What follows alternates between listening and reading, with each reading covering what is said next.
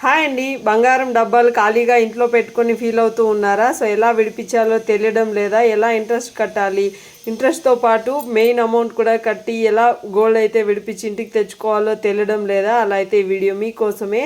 So video అయితే చూడండి. So క్లియర్గా అయితే ఎక్స్ప్లెయిన్ చేశాను. వెళ్ళి చూసిన తర్వాత కామెంట్ పెట్టండి మీకు ఇంటికి నచ్చిందా లేదా అని చెప్పి.